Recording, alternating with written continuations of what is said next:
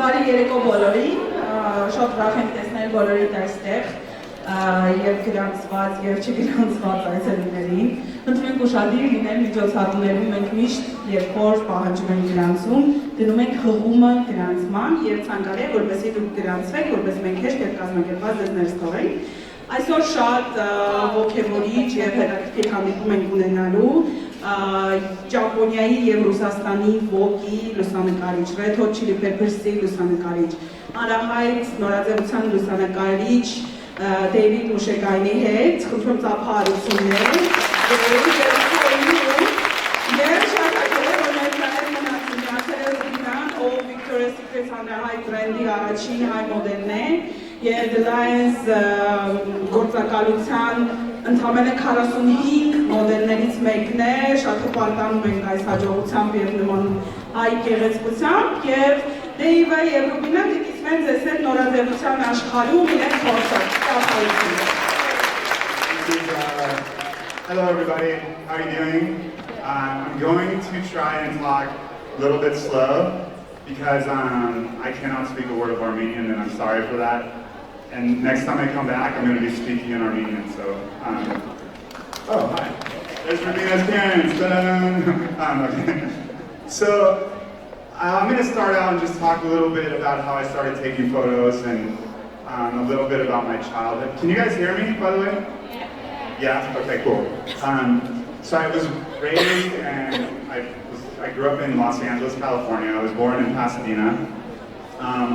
Both my parents are Armenian. Although they were both born in Los Angeles also, and my grandparents were born in Los Angeles. So we came to Los Angeles a long time ago.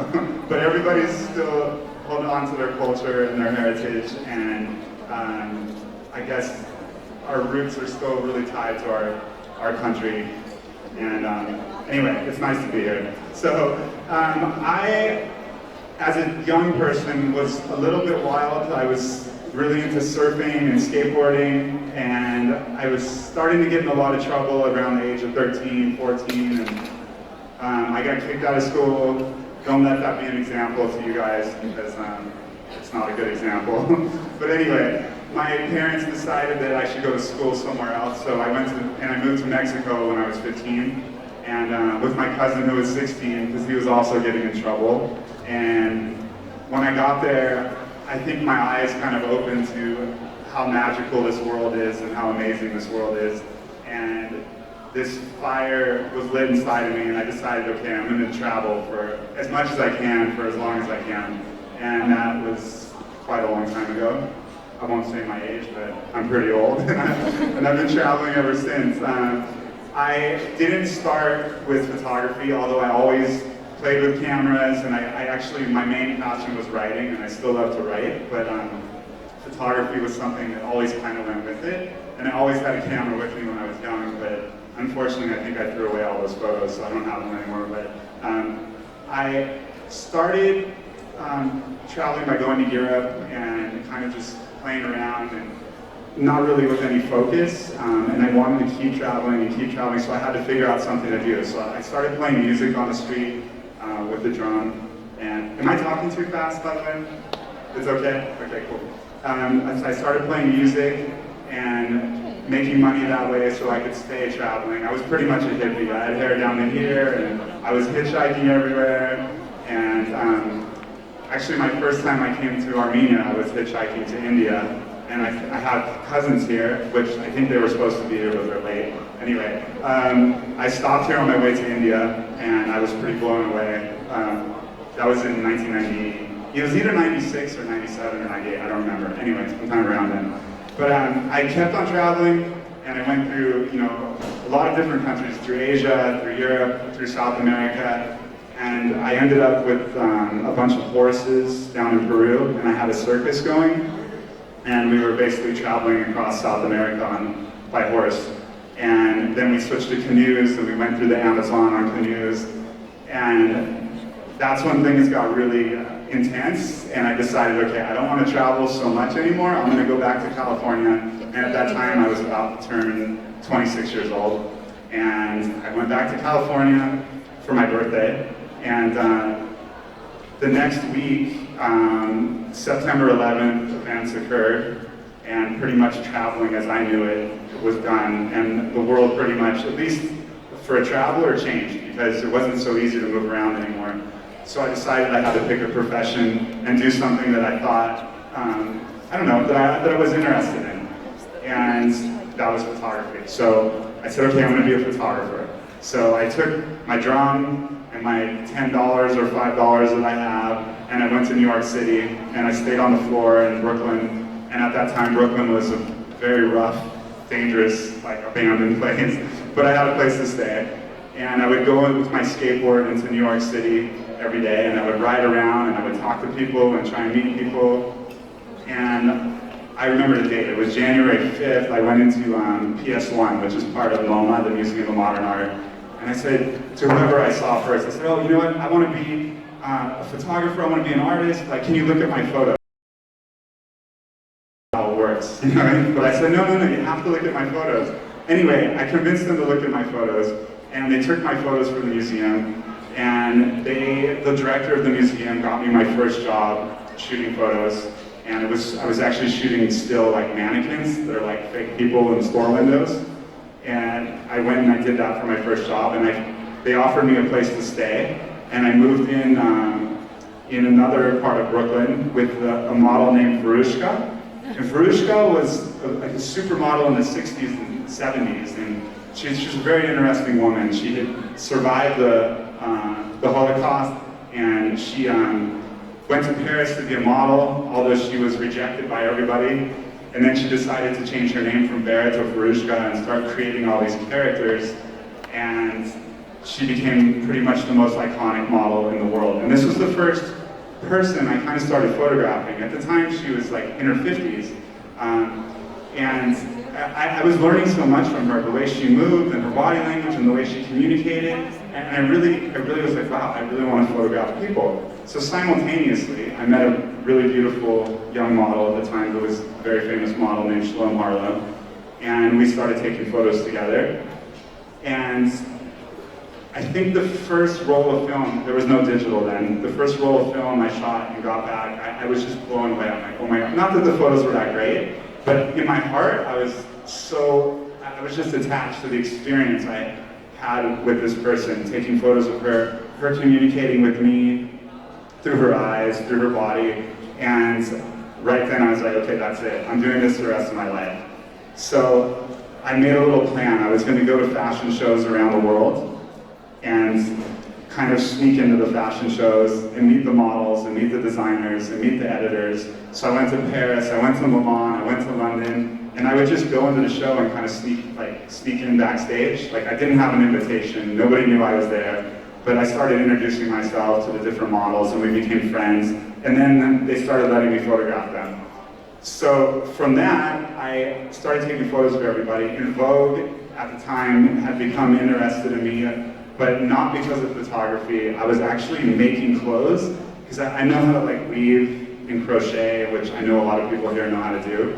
And I started making these pieces of clothing, and people, I don't know why, but people were interested in it. So I started making clothes for the Rolling Stones, I was making clothes for Karl Lagerfeld, I was making clothes for all of the big editors, and they were basically for all the big stores.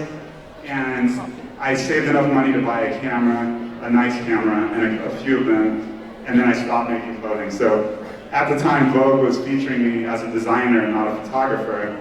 But when I was ready to shoot photos, I said, hey, can I shoot photos with you guys? And Japanese Vogue gave me my first story, and that is where I met my mentor. His name is Gene Carell. I'm going to tell you a little bit about him because it's very important to me. He started all the Vogues in Asia. He started Japanese Vogue, Korean Vogue, Taiwan Vogue, China Vogue, and he, in the 60s, was making clothing.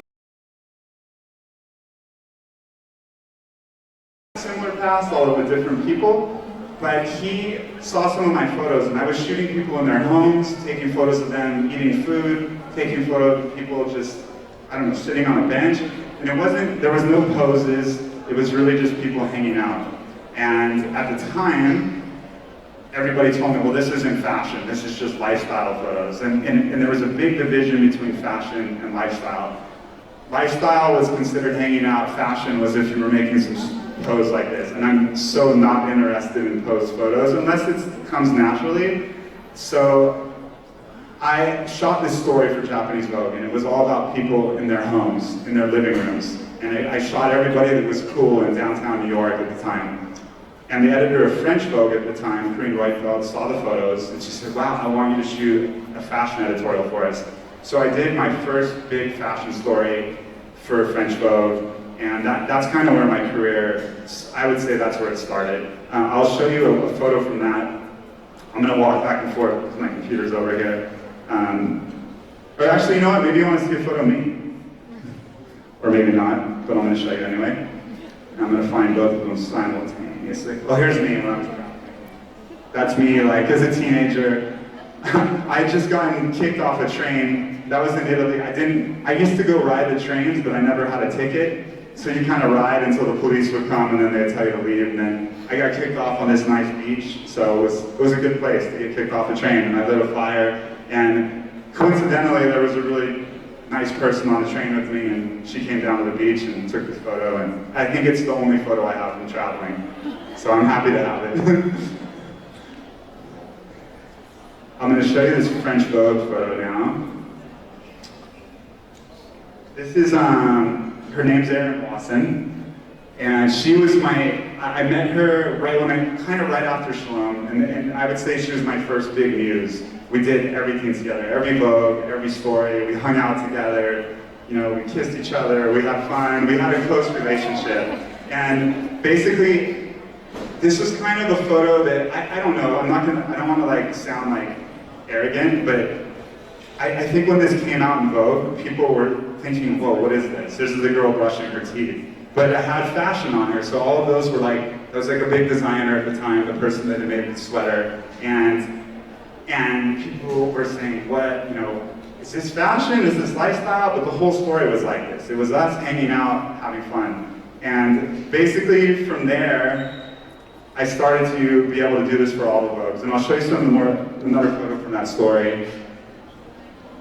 And I found some local kids on the beach in my neighborhood that would end up becoming my good friends, but I shot Aaron with them, and they were just in their own clothing. They have very good style. And I really wanted to incorporate people that I would just find on the street. And so that was kind of the first photo I did for Vogue like that, with extras from the street. And they're all like pro surfers and musicians and pro skateboarders. And so I started mixing people in with the models. And for me, it was more fun because I could hang out with people that I liked, I can work, and basically it was just like another like chill day. So it was kind of an extension of my travels. I had loved traveling because I could interact with people on a daily basis. And I wanted to pick a route or pick a way that I could keep doing that for the rest of my life, but not have to ask people for money and play music for them, you know, like a drum, and hey, can I have 25 cents? And this way it's like, it's kind of the same thing. I'm taking your picture and then I pull out a bigger hat that's called a bank account, and I'm like, hey, can I have $20,000, you know? It made more sense, in other words. So anyway, this was my first big like French Vogue story, and that's kind of where everything started. And from there, I'm just gonna go through a bunch of photos. Actually, you know what I wanna do? Simultaneously, we're backstage, so it was just behind the scenes, and I only have one of them because I don't really have them on my computer. I didn't know I was going to do this, but this is Linda Evangelista with Karl Lagerfeld, and maybe like, I don't know if there's young photographers in the audience, but I'll tell you a little story because I think maybe it'll be helpful. A lot of young people come to me and they ask, how can I start taking photos? How can I get into this business? And I said, look, you just have to ask people. You just have to go do it. And they said, well, how can I get in this magazine? I said, did you ask them? No. Go and ask them. Say you have something to shoot. And well, what if they ask me what I want to shoot? I always tell people, shoot what you want. If you have something going on in your day-to-day life, then show people that. Because you're the only single person in the world that can tell your own story from your own perspective. And that's what people want. They really want to hear your perspective of what's going on. And being from Armenia, I've talked to some kids and they say, oh, well, we're trapped here, we can't get out, it's hard to get a visa. I say, cool, well shoot what's around you. Like, make your story happen. Whatever's going on in your life on a day-to-day, take pictures of it. Because every day I walk down the street in Yerevan, I see faces. I'm looking out, I see faces, I'm like, oh my God. The most beautiful people, their eyes, their eyebrows, their hair, the way they wear their clothes. It's unlike anywhere else in the world. So maybe you see it every day, but other people don't see that every day. So to other people, it's fascinating, and you have to understand that your story is fascinating, your story is incredible. It's not Kim Kardashian, whatever, whoever you think is famous, Paris Hilton, I don't know who you like now, Justin Bieber. Yeah, they're cool, but they're just the same as you, because they have their life story, but they're sharing it with everybody. So you have to share people with people. If this is what you want to do, you have to tell them what you're thinking. And it's really all about that. And if you can create something for yourself here, I promise on the outside there will be interest, because people want to know. They want to know what's going on. And right now we're in a time where there's so much media and so much consumption, you can just keep pumping it out every day. Anyway, this was a backstage photo. I snuck into the Chanel show, and they said, oh, there's no photographers allowed here, there's no photographers allowed. I said, oh, come on, let me just stay, come on, and there's no photographers back here. And Carl saw me, and he said, oh, no, he can come, he can hang out with me. So he put me in the backstage, and this was right, I was standing right in the entrance where they come out for the show. And it was right at the end of the show, and it was a great show with Chanel Couture. And I thought, wow, that was an amazing show. Let me take a photo. And I said, hey, and I yelled, and they both turned around and they started laughing. And anyway, that was kind of my only, I guess, really like backstage photo that really stood out in my head. But I'm so glad I was there to do it. And it was a way to get into the business and start doing something without having anybody give you a job. It's just like show up, shoot it, show people, and hopefully it resonates. So this ran as a double page in this magazine called V Magazine in New York, which was a big fashion magazine at the time. It still is. And anyway, that's that photo. And I'm gonna pull up some other one. And I'm gonna tell you, wait, I'm not done. I'm not done. Are you bored already? Do you want to hear? I mean, I'm basically just gonna tell you some stories. This is a girl named Charlotte Free, and I'll pull up one more photo of her. So Charlotte is a girl that I found in a video game arcade. There's not many video game arcades anymore, but I thought she was amazing. She's only 5'6", so she's only this tall. She had bright pink hair, and I was like, wow, this girl is incredible. I want to make you a supermodel.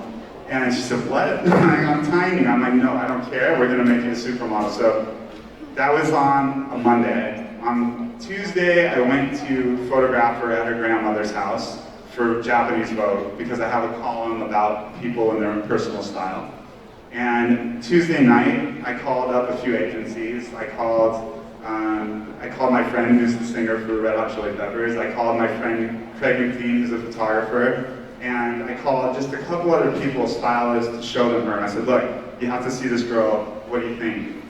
IMG models said, wow, can you get on a plane tomorrow? I said, no, tomorrow's Thanksgiving, but I can get on a plane the day after with her. So we flew to New York, she signed with them, she became the face of Chanel, Maybelline, every major brand, and she's the first girl I really started managing.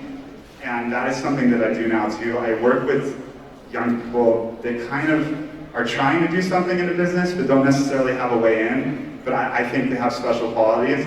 And so I try and help them develop their careers. And Charlotte was the first experiment for that, and she became huge. It was crazy watching from this girl to opening these massive shows and everybody being like, oh my God, it's Charlotte Free. Anyway, that was a really fun experiment. From that, I started finding more people. The next girl I found was in Paris, and her name was Stella Maxwell, and she was this young girl that kind of looked like a boy. And but I saw her at a cafe. I was in Paris doing an exhibit of teenagers I'd been documenting, and it was basically all black and white portraits. I'll show you a couple of them. They were black and white portraits of different teenagers from around the world, but mostly from California. And this is the cover, and this was another one of my friend's feet. And I was there doing an exhibit, and the store Colette is like, it's kind of the really cool shop of Paris, and I took over the store for the summer, but I brought all the teenagers with me, and we basically just had a party for 2 months in Paris. Well, while I was there, I went to a cafe, and I saw this girl, and I was blown away. I said, whoa, you're so gorgeous, you're incredible, I have to photograph you. And she said, leave me alone, you're a creep. I said, no, I'm not a creep, let me photograph you, please. And she said, no, I'm sorry, okay. Anyway, the next day I ran into her and I kind of found out who she was, and I found out we had mutual friends, so I got those friends to tell her that I'm not a creep. And so she said, okay, I agree to photograph with you, let's do it. And she was really, I don't have a picture from that day, but I have one soon after. This is the first time she came to visit me in LA. I made a sign for her, and then this was her like waiting for her bag. So she kind of, she looked like kind of a young dude, young boy, I don't know, but I thought that was cool. And I thought she looked like a 90s supermodel. She had agencies at the time, and they were working with her as a commercial model. And I called her agents, I got their number, and she got really mad at me for this. And I said, oh, you're crazy, you're using her as a commercial model, this is a supermodel, she's the best model in the world. And so they told me, get off the phone, we don't know who you are, and they hung up. Anyway, they called Stella and they said, if this guy ever calls us again, we're firing you. And I said, cool, let them fire you, quit. So she quit all of her agencies. And then she got mad at me because she wasn't working. And for like 3-4 months, there was no work. And I was like, oh my God, what did I do to this girl? Anyway, one thing led to another, and it ended up working. And she obviously now, she's a Victoria's Secret angel. She's a huge model. But it was a long process. I guess we went through a lot building that career. But she stuck with it and built that career. And I'm going to share a few photos. I'm not really going in chronological order, but I'll just share some photos with you. Here's Stella for denim ad that we did. And as you know, we came to Armenia together, so I'll show some of those photos. This is us at Vernissage. And here's we were at Sevan here. And this was really special for me because I'd always wanted to do a story in Armenia for Vogue. And for years I'd asked, and for years they had said no. And finally I asked Vogue Russia, and they said, cool, we're doing a story in Armenia. And Stella said, okay, if we're doing a story in Armenia, I'm gonna go there. And anyway, we came here and we did a story, and we had an incredible time. I think all of my assistants, everybody that were with me, it was a really amazing experience, and I think it blew Stella's mind too. And I was so happy because I know in Russia, at least, like, I spent quite a bit of time there, and people kind of, I don't know, it's a strange relationship for Armenians there in some way, from what I've seen, and I know that like this resonated, because I wanted to tell people, like, look, here's this country full of amazing, creative people. And I showed it. I didn't use an Armenian model because I thought the contrast would be really interesting. And at the time, I was kind of looking for an Armenian model that I wanted to photograph and like kind of take to the next level. And then I finally met one. She's here tonight, Rubina. She's going to talk to you a little bit, but I'm going to show you more photos first. And I'll tell you some more stories. I'm just going to tell you a few stories about photos for no reason. Here's a fun one. Let me go, I'm going to find one of Mila Jovovich. Mila is one of my good friends. Oops, where is that? There it is. Okay, cool.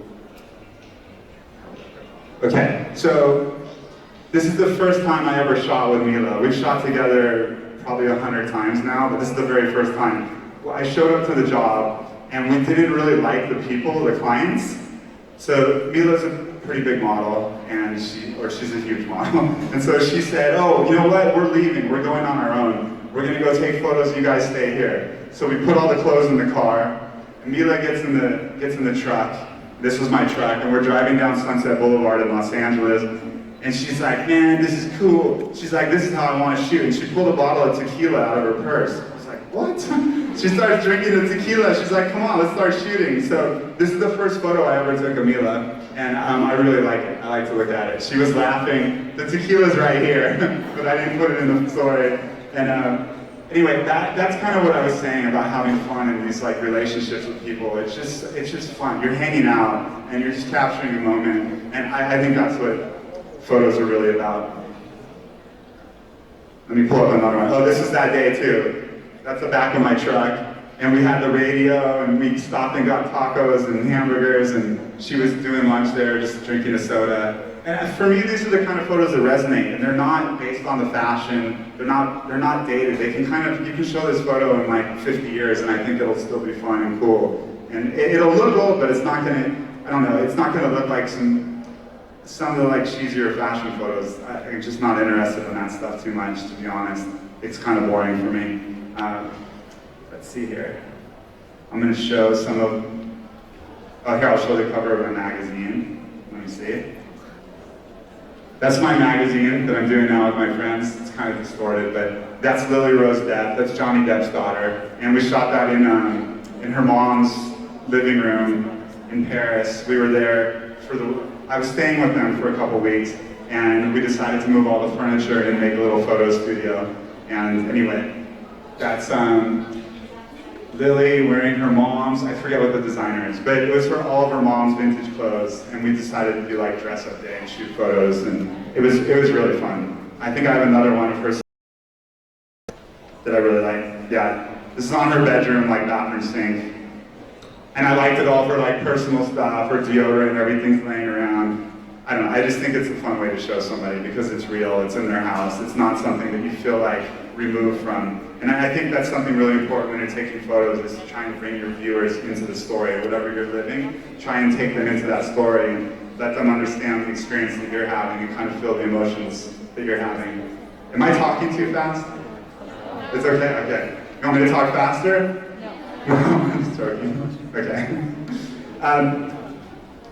Oh, this is a fun one. It's the cover of my Red Hot Chili Peppers book.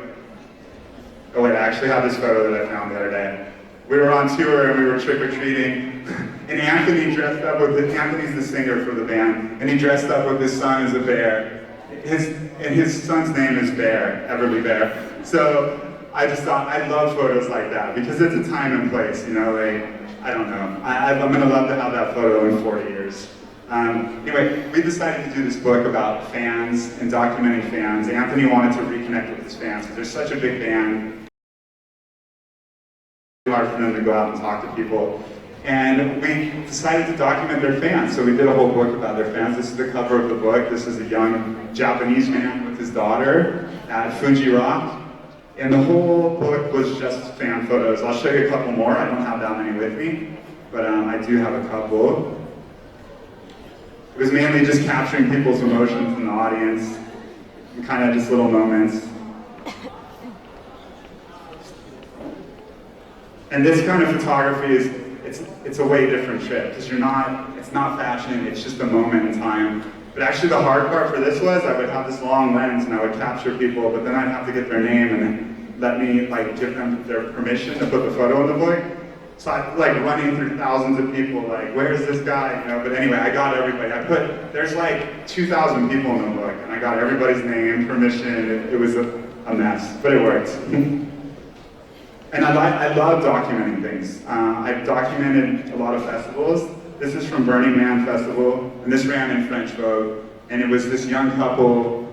This is really late at night. I don't know if you know what Burning Man is, but it's this festival. You go into the desert. There's really no rules. You can't use money for anything. There's nothing for sale, and you hang out in the desert for a week, and people get really weird. It's a lot of art, a lot of like creativity, but like weird stuff. Like, if you guys can ever go, I recommend it. You might trip out a little bit, but it's cool. Anyway, this was like this vehicle. It was like a skeleton that rolled around with lights on it. Anyway, these two people were having fun inside the skeleton. Kids, don't do this until you're old enough. They were just kissing. Let's see what else we got here. Oh, I've been documenting, here's something else. I've been documenting kids in Dublin, Ireland.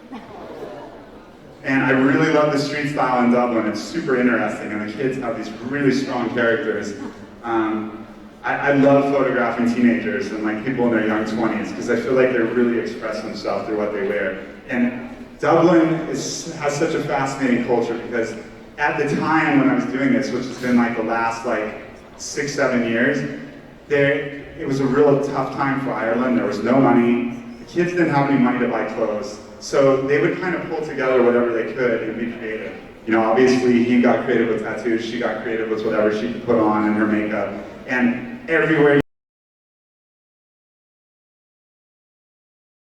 I documented hundreds of kids there. And I would basically carry this big like roll of white paper, and I would tape it to the wall in like an alley, and I would, ask the kids, hey, can you just stand in front of this piece of paper? Like, when I took this photo, it was pouring rain, but it doesn't show, it still looks like a studio.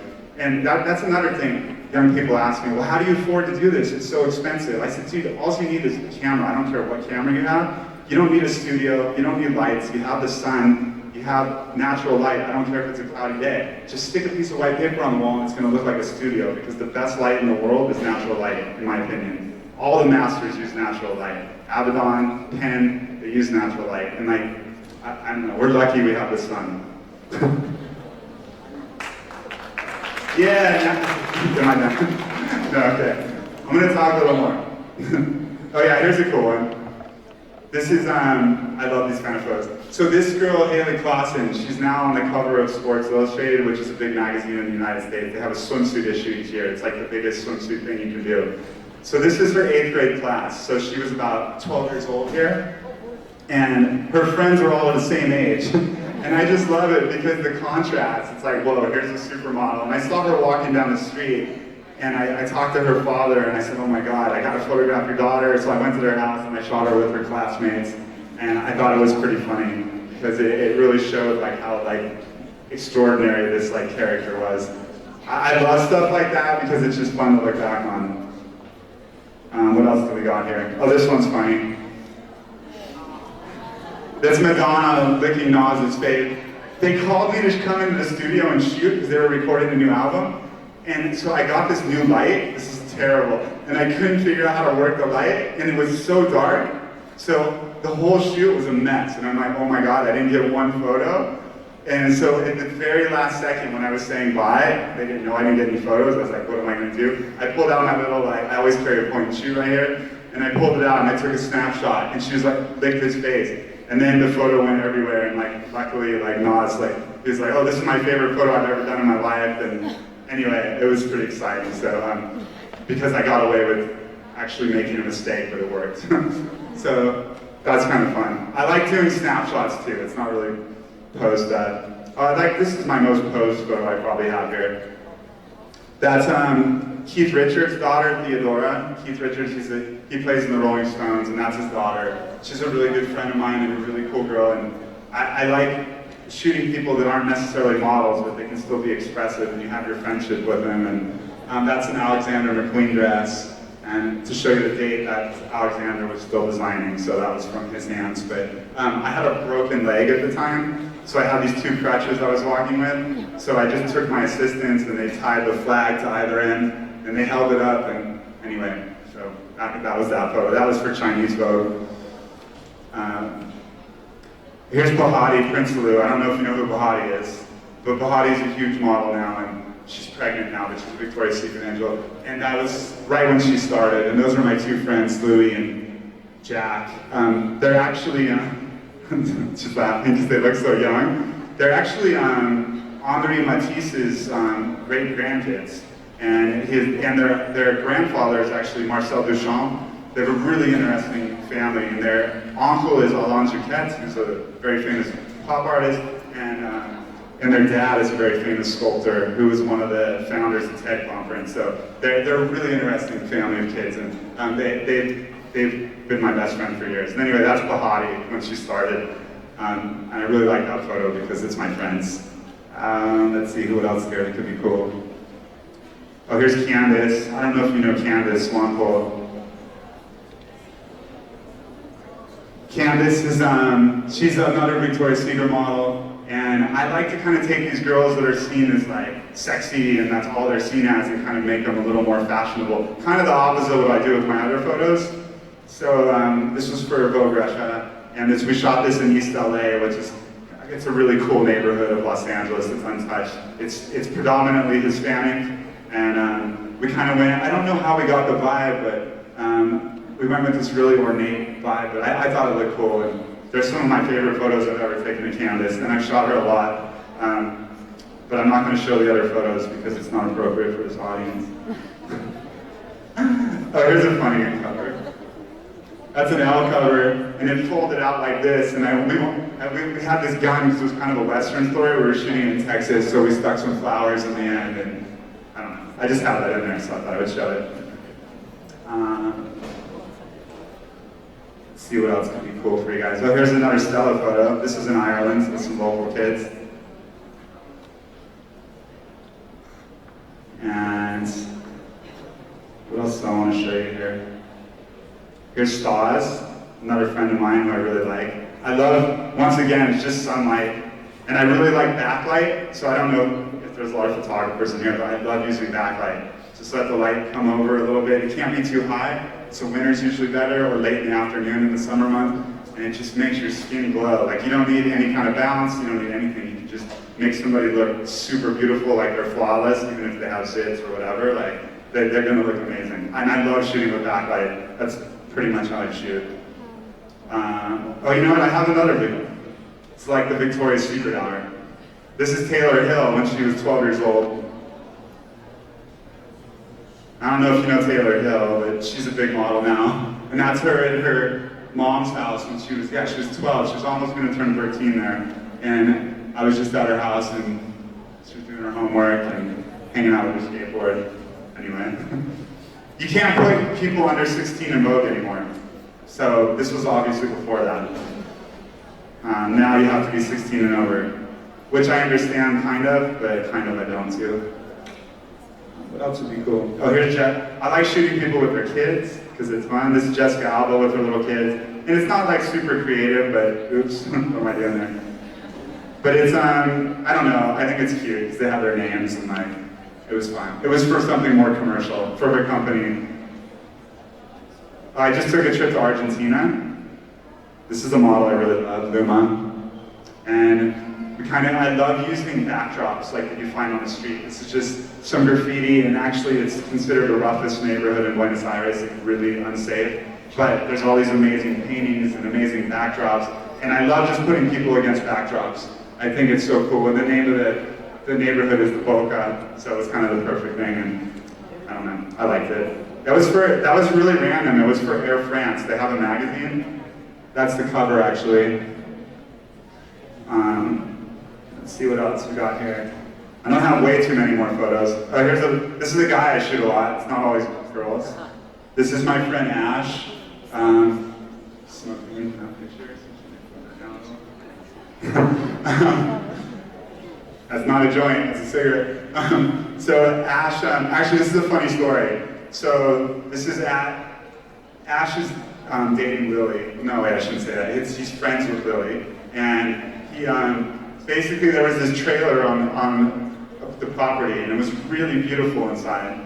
And he decided to tear all the inside of it out and make a music studio. So this beautiful trailer, he tore the whole inside out, and this is him right after that. He was really proud of himself. But I'm like, dude, you just destroyed the most beautiful trailer ever. But he was excited. And anyway, that's right after that. That was in my magazine. That's where that photo came from. Let's see. Here's Charlotte running through a field. I like this photo. That's Alessandra Ambrosio. She's another Victoria's Secret model. And that's her with her kids in her front yard. Let's see what else we got. I don't know, I'm almost out of photos to show you. Oh, I can show you more from the Armenian story that I didn't show before. Stella with Yerevan. Stella looking cool. These are fun, man. I really like to have these. I don't know. They're just fun. And he was so cool. Obviously you guys know who he is, but such an awesome musician that everybody in California loves too, so it was just so cool to be able to shoot him. And, oh, you want to see me when I'm little? Yeah. Ta-da! And I have my Polaroid camera, my Polaroid's right there. That's like really cool style going on. I was considered super stylish. Just kidding. That's my dad. That's our station wagon. Oh, you know what? I'll show you this. That's me with short hair. But that's my mentor, Gene Carell. Gene is probably like, he's somebody who I told you about before, but he's the person that really has guided me through my career. And this was one of his best friends who's passed away. His name was Malcolm McLaren. And Malcolm started the Sex Pistols, and he basically created punk with Vivienne Westwood. And it's so cool to have known him because he's somebody that really influenced culture. And changed culture and basically created a whole movement. I mean, everybody in here probably knows what punk is. And it came from him and Vivian Westwood. And it was to talk to two people. He created the punk movement, and he basically created the hippie style and like glam rock style. Created it, not single-handedly because they saw on the street and they deciphered it and they put it into the public eye, but that's where it came from. And to have these two people in my life was really incredible because I think one of the most fascinating things for me about taking photos is to be able to influence culture. Both like taking a girl like Charlotte that we talked about before with pink hair and changing how people look at models. They don't need to be 6 feet tall. They don't need to look perfect. And these guys took a whole different style of clothing and they changed culture. And I think it's amazing what we can do today, especially because we have access to so many people through social media, through the internet. We can really, really change what's going on. I mean, you guys can shoot something here that can completely create a trend, 10,000 miles away. And that's the most awesome thing. And that's one of the things I love the most about this career. Because sometimes, I gotta be honest, it can be really difficult. Like, the people in this business, and fashion, and in the commercial industry of photography, they're not always the nicest people in the world, and it can be really hard on your heart and on your soul. Stick with it and know that you're doing it, not for them, but because that's something you're going to get up and do every day, no matter what. No matter if people don't put you in their magazine, no matter if people don't let you shoot, you just have to do that every day because that's what you know how to do and that's what you want to do. So I think if you have the desire in your heart to do something, you just keep doing it and doing it and doing it. I don't really know what else to do. Not that I can't do other stuff, but it's just, that's what's inside me. Every day I get up, I want to find somebody and tell their story. And that's kind of I don't know, I think that's a really important lesson that took me a long time to learn, because for a while I was saying, oh, well, why don't I get this cover? Why don't I get this job? But it's not about that. What it is just about creating and telling your story throughout your life, because that's what you have to do every day. And forget all the money, forget the fame, it's so irrelevant. And I can tell you that because I've been around the world with the most famous people, the richest people, and it's completely irrelevant to them. They don't care. The only thing that matters to them is love and family and being able to express themselves. And that's what it really comes down to. So, I don't know, I don't want to see people put their emphasis on having a big house and a fancy car, because that is just junk. It really is. The most important thing is how you feel and how you can express that to people, because I think communicating on this earth is the one thing that really, for me, it keeps me going. Communication and just being able to share your love with people, and also your dislike. I don't always like people, and I think that whole range of emotions is exciting. In fact, half the time I don't like people. But I'm not trying to sound mean, but I don't. And I'm going to show, this is Dima. I just made a video for this guy, Dima Bilan. I didn't know who he was, but anyway. And then they wanted me to shoot Emily at the same time, and I decided, he wanted this video, and he said, oh, we want this girl in it, and so I decided that Emily Ratajkowski would be the best choice because they were kind of the same height and they had the same vibe. So we did this music video for Dima, and he's a super nice person, and I didn't know what to think because I was thinking, oh, Russian pop star, this could be hectic, but he was super sweet and awesome to work with, and Emily was really cool, and they had fun, and she looks pretty, I think. I wouldn't necessarily style her like that, but that was the vibe. Here's Barbara Palvin, actually. I don't know if you know her, but she's another friend of mine and somebody who I like to photograph a lot. And, oh, here's Stella again in the square. Oh, I'll show one picture of my friend Anthony, because I was saying earlier, I really have been talking, and that's obviously Lars from Metallica.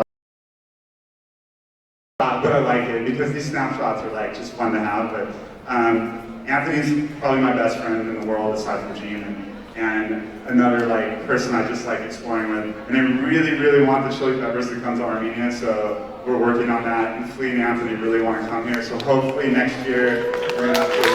Yes, that'd be awesome. It's gonna happen one way or another. Maybe Metallica too. That'd be cool, right? Okay, so now I can do one of two things. I can either pass this on to Rubina. If you don't know who Rubina is, there she is chilling. Rubina is my good friend and also somebody who I love photographing, and she's going to be our next Armenian supermodel. She's already almost there. We're working on it. I have another photo of her too. Let me find it real quick. I'm not that organized, you guys, obviously, but this is kind of what my house looks like. It's always a mess. There's just stuff laying everywhere, so I guess it's a reflection of it. Anyway, I do have another photo. Does anybody see it?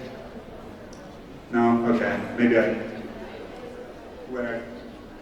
I can't see it. Can you come open it? Rubina, can you? Where? There? Oh, there it is. There's Rubina. That's her painting. She's an amazing artist and an amazing model, and I could either like answer some questions now, or do you want to talk first and then we can answer questions? Yeah, let's talk to Rubina. There's Rubina. And then we'll answer some questions or whatever afterwards. Ta-da. Hi.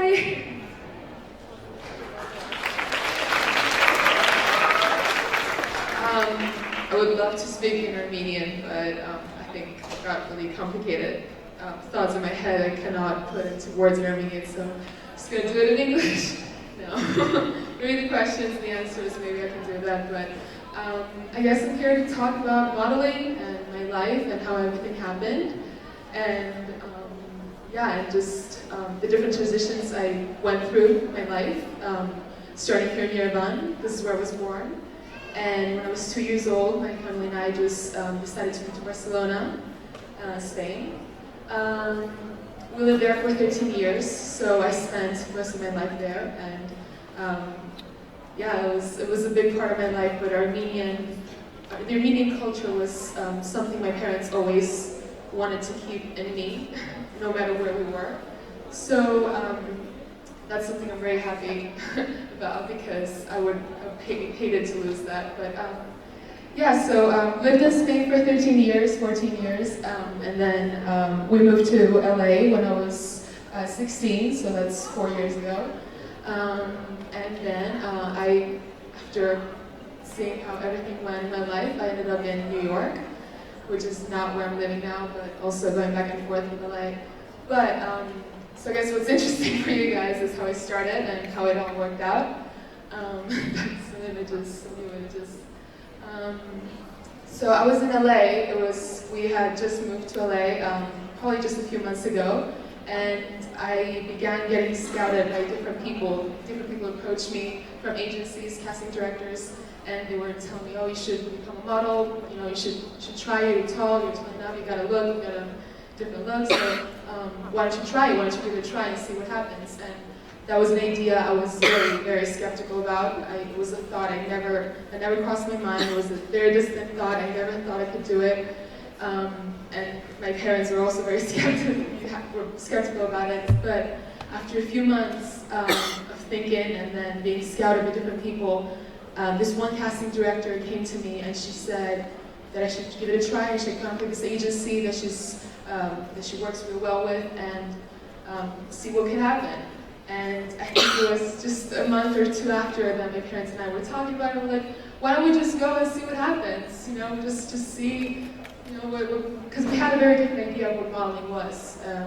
We thought it was, I don't know what we're thinking, but so we went to this agency. We walked in and they had a contract ready, and they were ready to sign me. My parents and I were asking all sorts of questions, making sure they were okay with the things we didn't want to do, I didn't want to do. So everything turned out to be okay. That same day, I got signed with LA Models in Los Angeles. We'll get to that later. And I started working with LA Models for 2 years and a half, I think I worked with them. It was an amazing experience. I started shooting, I started test shooting, building my book. I began meeting photographers, clients all the time, and started working every day, and it was very tiring. You could spend 10 hours, 11 hours a day in high heels, changing 100 and 120 outfits every single day. Whoever says modeling is easy is lying. It's the hardest thing I've probably done in my life. It's the most exhausting thing ever. You can just, it messes you up psychologically too, and you just gotta stay grounded. You have to stay, one of the main things when modeling, I think, is just having good mindset about it and not getting too emotionally attached to the work. Because I think the most important thing is to always remember it's just a business, it's just work. You're there to work, you're there to be professional, you're there to meet people, have to make connections, get working, always stay true to yourself, always stay true to who you are, to your essence, to your own self. Always be nice to people. I know it's a tough industry and everyone's very different from each other and they've got very different perspectives and mindsets, but it's very important to always stay open, have an open mind and an open heart, and always just being nice to everyone, because it's a tough industry and everyone's going through very different things. So yeah, I'm talking a little too much. I worked in LA for 4 years, no, not 4 years, 2.5 years, 3 years.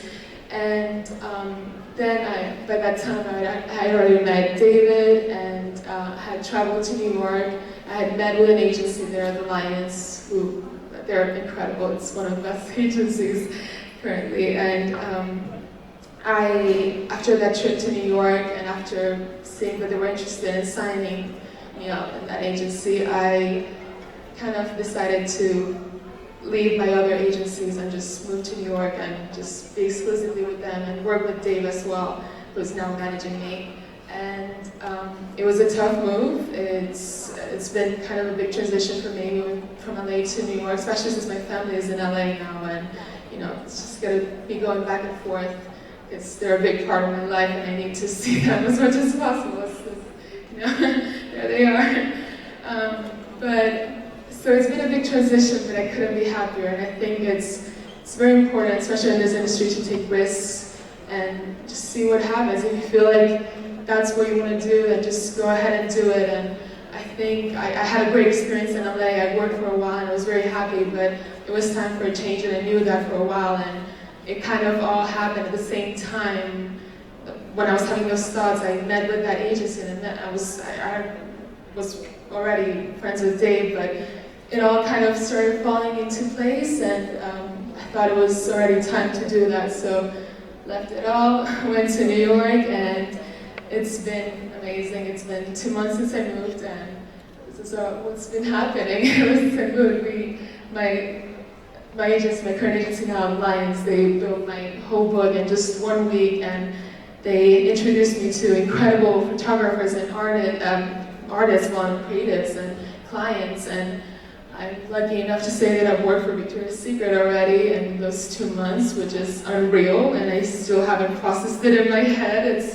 I'm seeing the pictures now that just came out, and that's what these just came out, and I don't understand how it's happening. Honestly, it's unreal to me, but I couldn't be happier to have made that move and just see what happens. It's a tough industry, and I think it's very important to get your mind in the right place and your heart, and just get everything straight, and then just never get too attached, because after all, it's just a business, and it might be a big part of my life, but I know it's just there for me as a kind of a compliment, especially since I'm an artist, and art is actually my passion. It's been my passion since I was little. I've been painting since I can remember, and this is one of my pieces. This is another one. That's also one thing.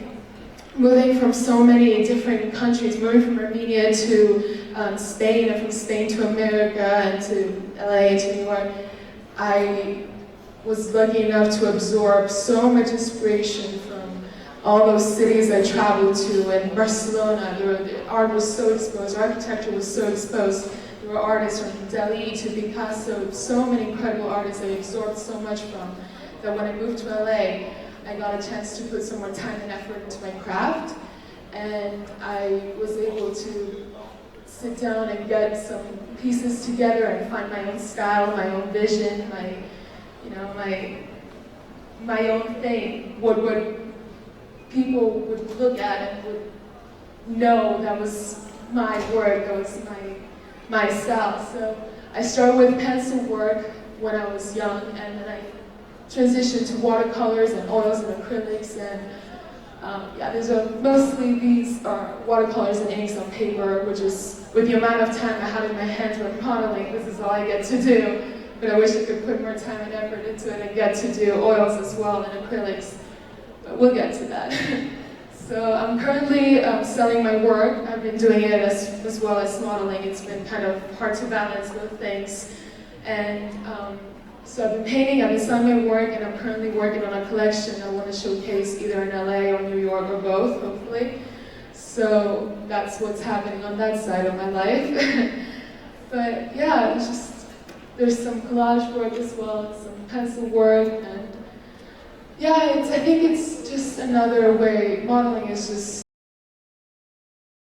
express myself, and it's completely different. There's no relation with art and modeling, but I feel like for me, they're both incredible ways to show who I am, to show my essence, to show my personality, and with modeling is not just standing there and posing. Modeling is knowing, telling a story. Dave says it the best. It's all about showing who you are, showing where you come from, showing everything about you, your essence. I think that's the best word. And when working with clients, it's very important to know their vision, know what they're looking for, and then adapt to it without losing your own self, without losing your own style. So I think it's very important to stay natural when posing. It's the best way, just letting loose and I don't know, I think those are the best shots sometimes, most of the times, I don't know. But yeah, it's not an easy job. It's a very tough one, and definitely exhausted. And then there's always the traveling. There's always the long hours working. It's red eyes from one city to the other, working all day, traveling all night, and it's exhausting, but it's worth it. And I'm really happy I get to do this, and I'm really happy I get to call this my job. I'm really, really stoked to be back in Armenia. I used to come every 2 years when we lived in Spain, but it's been 6 years since I last came, and I'm so stoked. I'm so stoked to be able to talk to you guys now and tell you a little bit about my life and how everything worked out for me. But yeah, I hope that was interesting. Yeah, and if you guys have any questions, even if they're in Armenian, I'll try to. When you start painting? I started painting when I was really young, when I was little. I remember myself painting and drawing everything I would see, even from magazines. I would just like look at models and just start to draw them, and then that kind of just went on, and sometimes I would do it, sometimes I wouldn't. I went to some classes when I was little, but I didn't like being told what to do and how to do it. So I was never taught anything, but I would like to get some technique now. But yeah, I've been painting since I was little, and I've now finally been able to get some kind of style, some kind of my own thing. But painting's my passion since I was little. Anybody questions for either of us? It doesn't matter. Have you got a favorite place in Armenia, and have you got a photo there? What is it? Favorite place in Armenia, and have you got a photo there? Yeah, actually today we went to Carney and we got to shoot some really cool images there. It was incredible. It was fascinating. I got so much inspiration, and we also got to visit one of these friends' place, and they're both artists, and they have this incredible house with so much light coming in, and all their artworks all over around. And I think I got so emotional. It was just, I just wanted to absorb as much as possible because it was incredible. But all over Armenia, there's so many little places I probably cannot even pronounce the names of, but it's fascinating. I love it here. It's my hometown, my homeland. Is there anybody questions? Yeah, luckily you're here. When you will came back to Armenia next time? As soon as possible. It's kind of hard to manage both work and everything. It's traveling anywhere for vacation or just see families. It can become a little hard, but I mean, it's been 6 years since I last came, so hopefully we won't have that much of a gap. But I definitely want to come back before the winter, so let's see. Yeah.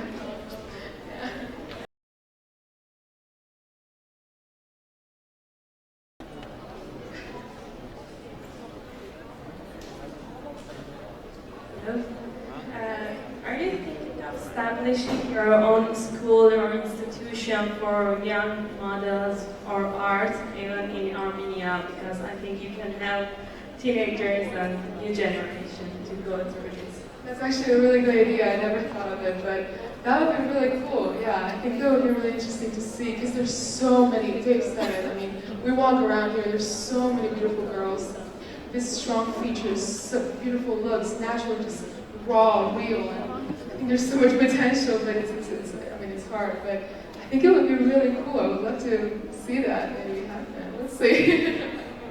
Yeah. My question is for you. Do you want to do some photo story here? Another story here? Yeah. I would love to shoot. There's so and even if I don't do it for a magazine, I'm just going to do it. But I do have a lot of stories I want to do here, yeah. And what about that photo story will be? About models or about me?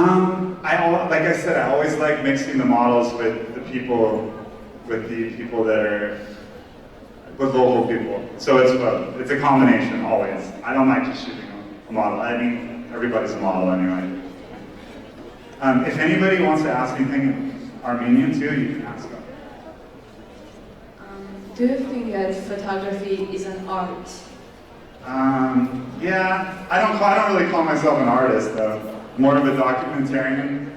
And also like I like stuff, like not stuff, but like, let's say I get one little thing, I like to keep things. Like my house is a disaster, there's just stuff everywhere. I'm kind of a hoarder. I don't know if you know what that word means, but it's like somebody that doesn't want to throw anything away ever. So I'm kind of a hoarder of like memories and visions. So like I kind of like to keep everything. So I have to take a picture of everything so I can remember it.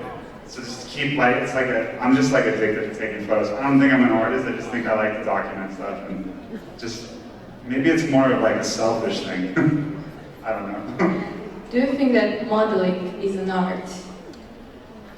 Again, I don't know if I would call myself an artist in that case, but I don't know, it is. I mean, yeah, posing is, you just gotta create this, I mean, okay, I'm gonna talk about this, my biggest inspiration. One of my favorite models, for some reason I don't know since I was little, Vogue Russia. She's an artist to me. She's got this, she's quick, she's sophisticated, she poses so nicely, she's got this beautiful shapes she can every shot you take of her is perfect. And I think that's a very hard thing to do, and I do consider that an art. And I think she's just one of the top ones for me for some reason. But yeah, I think I do consider it an art.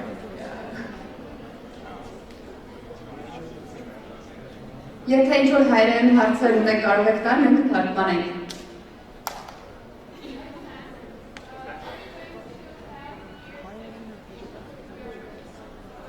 I never thought about that. I would love to do an exhibition here though, that'd be so cool, but I've never thought about it. But that'd be cool. Yes. Yes, I am. No, I don't know, but yes. Actually, yeah, I want to do that. That's a yes. That's a I-O. That's a C. Want to yell it out?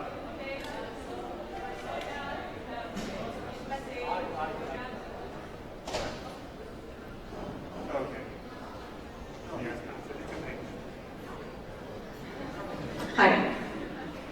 So you're so young, you've got a lot of decisions to make in this life, you've got a lot of things to say. I just want to ask, if one day someone someday asks you, you have to choose between art and modeling, which way do you choose? I gotta say art. It's my passion. Is there any third or fourth ways, maybe other? What do you mean? Except art and modeling. Oh, is there anything else? Well, autism is something I'm actually really interested in. It's a cause that's it's a condition that's very close to my heart. So working with organizations, creating one even myself, related to autism and researching autism and helping families one-on-one, anything related to autism that can help anyone in the world who is an autistic individual or has family member or anyone that has autism, helping them with that or research or anything like that is something that I could be really interested in. as another route in my life. But yeah, Thank you. I have a question for David. Here. Like as photographer, do you feel comfortable when all these cameras are concentrated in you? No. No, right now, yeah, I'm fine because I love talking to people, but if I wasn't talking, I would be uncomfortable. I do not like having my photo taken at all. Like, I really don't. People ask, can I take your photo? And I mean, not like selfies, but like, can we shoot your photo for the magazine, maybe this and that? And I always say no, because I don't know, I'm just not comfortable in front of the camera. When I was like 17, around 16, 17, I was like really skinny, and I had long dreadlocks, and a lot of people asked me to model, so I was like, okay, I'll go model. And I was so scared in front of the camera, I was standing there like, and I got my first big job and I left. I said, I can't do this, and I walked out. And so no, I'm not good in front of the camera. It's kind of weird, right? But, cool.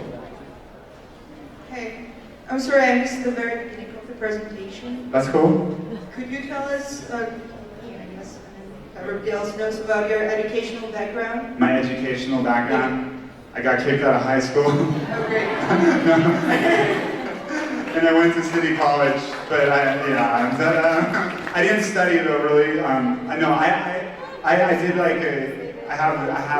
studied. I have a degree, but I didn't study any photography. I took one class. I took a class which is basically like a lab class where they let you develop film and develop color prints. And I loved it. That's how I learned everything that I taught myself. And I started selling the prints. And then I had kids that were in the class working for me making prints because I was selling them.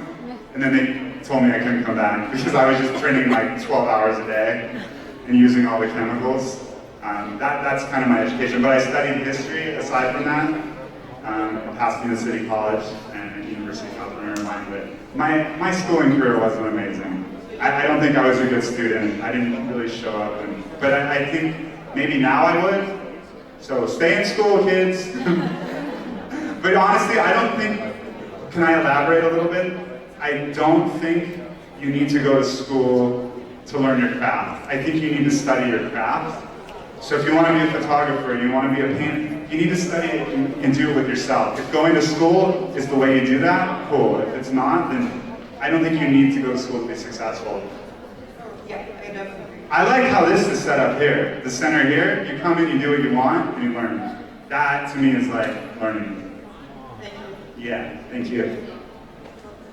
Anybody up there? What's up?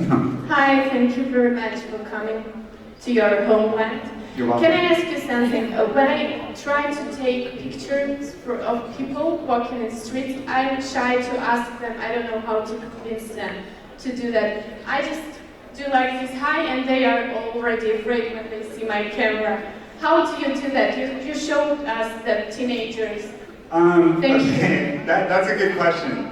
I am like, sometimes I look really dirty, I have my hair down, I don't dress very nice, and I walk up to people all the time. I walk up to young girls, young guys, hi, can I take your photo? Sometimes I take your photos. So, people are a lot of times they're scared, but I think it's how you approach them. You just gotta talk to them. Like, look, I think you're amazing, you're beautiful, because every single person walking down the street, I think people like to have somebody tell you you're beautiful and tell you want to photograph them, that they're interesting. And I think you can't be scared, you just have to ask. You'd be surprised if you really ask them with confidence how many times people will say yes. And if they say no, that's cool, it wasn't the right chemistry, But just be confident when you ask them. Really, people want, I think people want to be photographed. Not me, but that's my answer for that, So, I guess my question is for David. So, you told us how you met Stella Maxwell, but you didn't tell us how you met Rubina. So, would you tell us the story, and did you actually know about her Armenian background then? I actually don't even know her, we just made that up. I'm just kidding. I met Rubina because she came for a casting on a job I was casting for, and as her family pointed out to me yesterday, I didn't give her the job, but that doesn't matter, that's history. That's how I met Rubina. She came to my house, and I was like, oh wow, she's really beautiful, but then she wrote her name down on a piece of paper, and she held it up, because I was just doing my casting photos, and I was like, wow, you're Armenian. And then, you know, my mind started going like, click, click, click, click, click. Thank you. Thank you. Anybody else? Any questions? Okay, the mic is, you know, I'll just hand it. Can we get the mic to whoever? What do you think is the good things in Armenia that aren't in outside, and the vice versa? Which things you think that are good in Armenia, and vice versa? What do I think is cool in Armenia? Oh, for me, the people. Yeah, I mean, everything's cool. I like all the architecture and the old buildings of the people. Yeah, that's right, you got mad style. But sometimes too, I think that people are so stylish and everybody are like, oh no, they don't have good style. They're like, what's the word you guys use? Anyway, I don't even like that word. Rabby or whatever. Like, dude, those guys got style, dope style. You may not know it. Yo, all the rabbies out there, is that right? Rabbies, rabies? Those guys got mad style, dude. I give them props. You just don't see it because you see it every day. I'm telling you, that stuff is rad. So there's a lot of things here that I see every day where I'm like, oh my god, that is the most incredible thing I've ever seen. Every time you look somewhere, there's so much to photograph here, you can shoot for the next 20 years and not be done, you know? So, it's people. Yeah, power to the people. Wait, is there a microphone? Okay. Hi. Hey. You know, we have some talented photographs in Armenia. What advice you want to give them? For what? I didn't slide in. Okay, sorry. We have very talented photographers in Armenia. What advice you want to give them? Advice to photographers? Yeah. Okay, here's my #1 advice, I think, aside from what I've already said, but like, you're here, build yourself here as big as you can, because people, okay, let's say you're here and it's not a giant country, so you actually have opportunities to do things, okay? I would say build yourself here. Take as many photographs as you can. Document as much as you can. Do as much as you can here and build your name, and then let the people from the outside come in and find interest in you.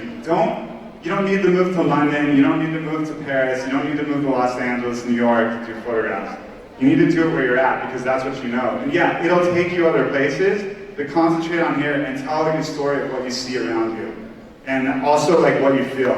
I don't really have like big time influences photographers, but if I did, it would be Joseph Karsh, who's Armenian and lived in Canada. And I have this quote written in a bunch of places in my house, but it says, "The mind and heart are the true lens of the camera." And I really, really love that quote, because it's what you're feeling. And so do what you feel, but also don't feel that you have to be somewhere else to be doing your work. And don't feel discouraged here, and don't feel discouraged because you don't have the fanciest camera. It's all completely irrelevant. Just document and do it as much as you can. And people honestly told me that when I was younger too, take more photos. I'm like, I take photos all the time, but I didn't understand what they were saying. I thought I was taking photos all the time. Now I really take photos all the time. I mean, it's nonstop. It's just boom, boom, boom, boom, boom, boom, boom. And not even for work. 80% of the time I'm just taking photos because I want to take photos. So be prolific and just work with where you're at, and don't feel like you're like stuck or trapped, you know? Cool? Thank you. Yeah. I'm gonna bring the mic here. Hi.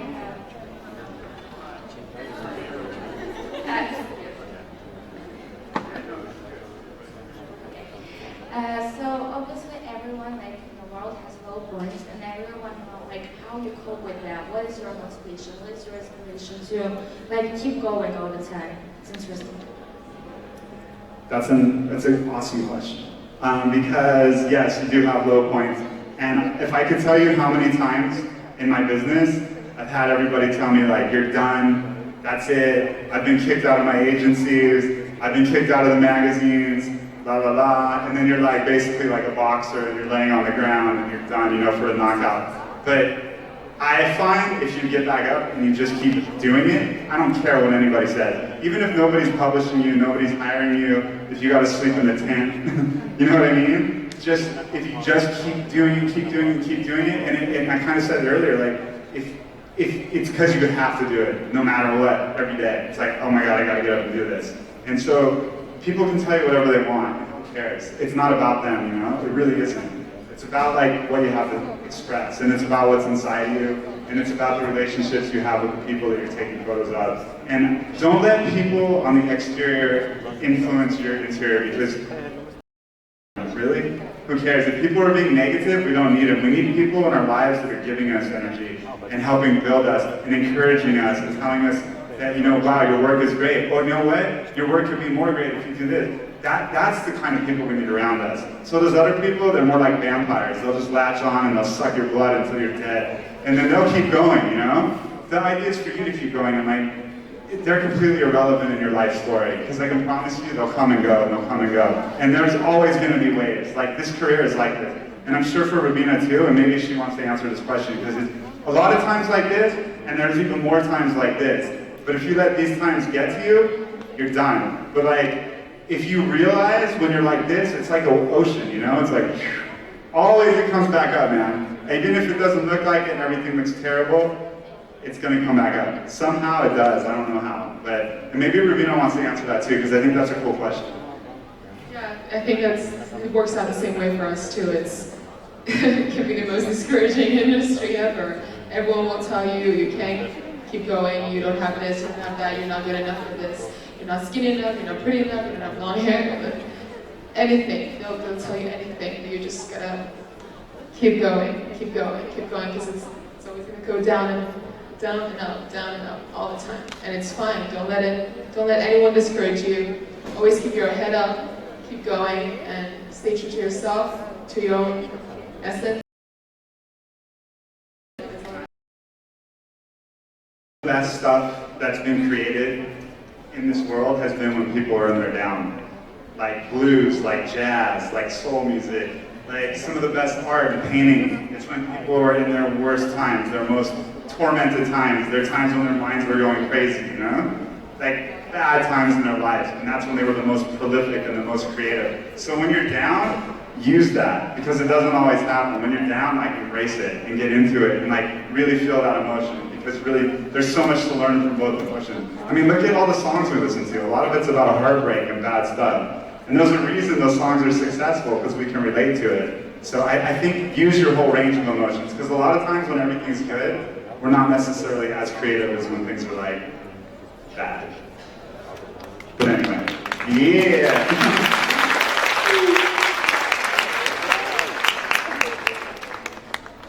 I have a question for Rubina. You said you started working with Victoria's Secret, right? Can we expect to see you in the next fashion show? Because I think it will be awesome. That's a tough question. That's a tough one. Honestly, I cannot say anything. I don't know what's going to happen. I just started working with this agency. I just started working with them. I have been lucky enough to be able to meet this client and be able to work with them. But nothing's guaranteed. You just got to keep working hard. You just got to keep your body 100% ready. Always take care of yourself and then sleep. Always keep going, and sleep. You know, you never know where you're going to end up. My life has never been as crazy as how it's been when I started modeling. Every day is a new day, and I never know what's going to happen. Everything's so unexpected. You never know. So I really cannot answer that question, but who knows? Thank you. That's sweet. What specifically keeps you going through the difficult times? Like, what inspires you to go on despite it getting really hard? Because I saw this photo of Helmut Newton once, and he's like really old, and he was wearing these white cut-off jean shorts, like pulled up to here, and he had his camera in his hand, and I was like, I want to be like that. So I want to keep shooting till I'm really old, and I can tell like a lot of stories, and like, oh yeah, I used to do this and that, and blah, blah, blah. You know, I just want to be old and doing what I'm doing, because I love it. So that's my inspiration, but also everything you see from day to day. That's my inspiration. pretty rad. Honestly, I go to bed every night and I'm like, whoa, that was crazy. You know, each day I'm like, wow, that was a trip. And now I know what it feels like to be like, I go to Armenian church still, whenever I'm home in Hollywood, like every Sunday. And the priest gets up and he starts doing his sermon and slowly everybody leaves. And like by the time he's done talking, because it's a little bit boring, everybody's gone. That's what this is like. We're gonna keep talking until everybody's gone. I'm just kidding. I like church, so I have fun there.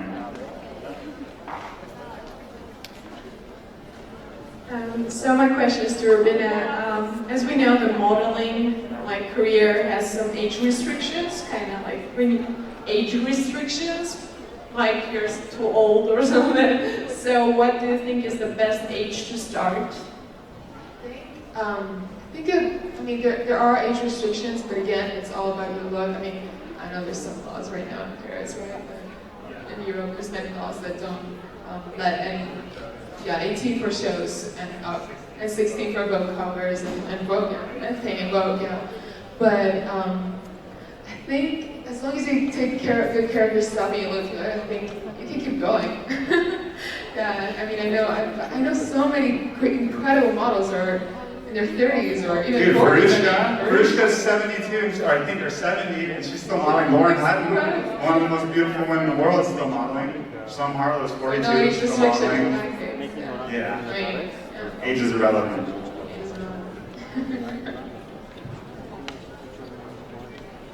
Question to you, as you are a model of Victoria's Secret, for them the most important thing is body, right? And are you working out every day or some days in a week?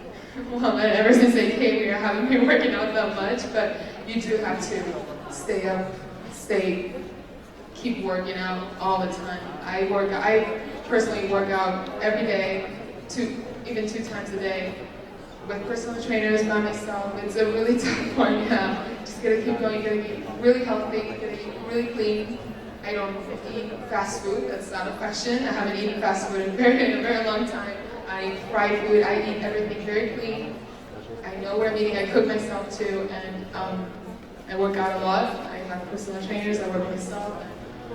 It's a tough one, but you always have to be on top of that because it's a very important part of the job.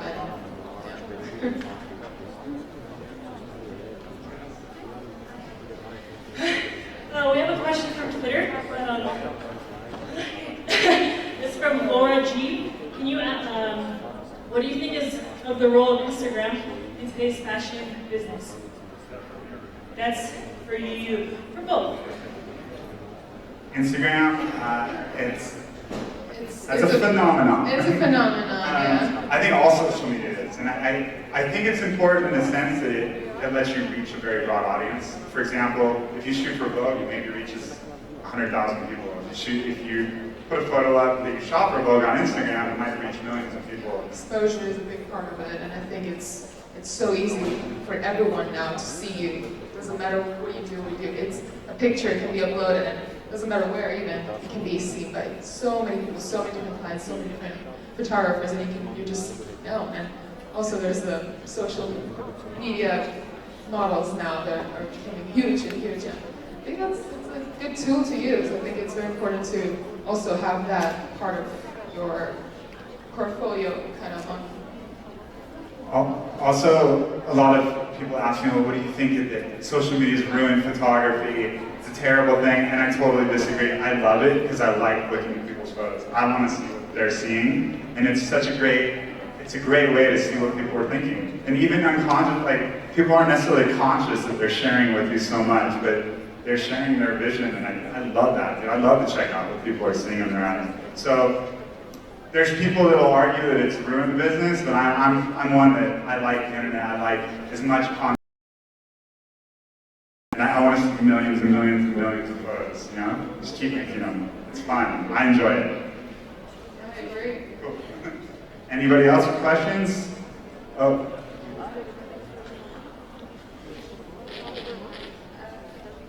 Have you ever been in Karabakh? If no, are you planning?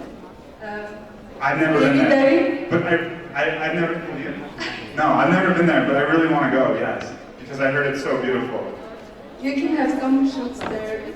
I would love to have shoots there. And also, I know somebody was talking to me the other day about that, and they said, oh, everybody thinks it's like super unsafe in the town, and I don't think they realize that the town's actually 3 hours from the border. So the whole region is actually amazing for people to visit. And so I do plan to go there, not on this trip, because I have to go back to work on Saturday, but I, for sure, 100%, I want to go there and shoot. And actually, I don't remember who it was showing me pictures from there the other day. It's insane. Like, if I know my French shot you did, it's like, dude, it was insane, like so beautiful. So yes, I do want to go there. And I think everybody should visit there.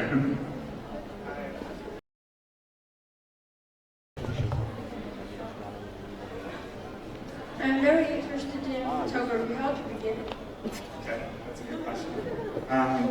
How you begin is just by, it's a simple answer too. Just taking photos. And if you're talking how to begin for work, just go and ask people to shoot for them. If there's something you want to do, ask them. Or maybe there's a fashion magazine you really like in another country. Send them an email, even if they don't answer. Send it over and over again and be like, look, I can document this in Armenia. I can do this. I can do this. I can do this. Just put your stuff out there and just shoot though. Take pictures, no matter what. Is that a good answer or no? For you? Yeah. Cool. Any more questions out there? Oh, wait.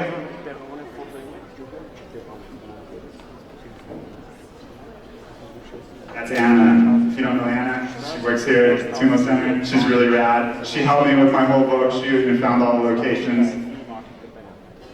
She's very beautiful. What's up, party people? Hello. Hello. I have a very actual question. In nowadays Armenia, it is very hard for new starting models to start their careers and develop their careers because of the lack of opportunities and lack of right agencies. So what opportunities would you suggest for new starting models in Armenia? Well, honestly, for me, I think that's a tough one because I'm not familiar with how the market is in Armenia. But again, it's all about putting yourself out there, being photographed. I don't know, I think that's What would they say? I think that. Sorry, I cut Rubina off because I had an answer for that. Look, here's my thing. I think that every time I'm going down the street here, I see people that I'm like, oh my God, they're so beautiful. They could be a model. I think if you want to do it, email me.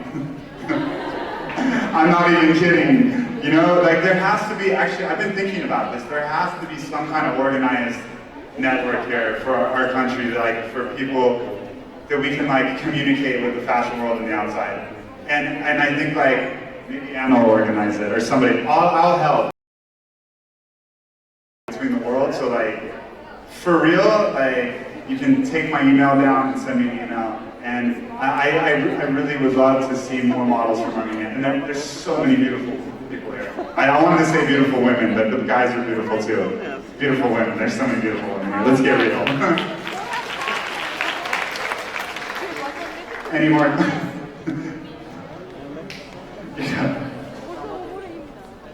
Yeah, we're getting to the top there. Hello. Hi, up there. Yes. I have one question. Your favorite places in New York and Los Angeles that you're attached to and that inspire you a lot? Okay, we can both answer that, right? Do you want to start or do you want me to start? Rubina's going to start. Places that inspire you in Los Angeles and New York. I like anything that has sun around it, but so I like shooting at the beach. I like shooting in the city when it's sunny.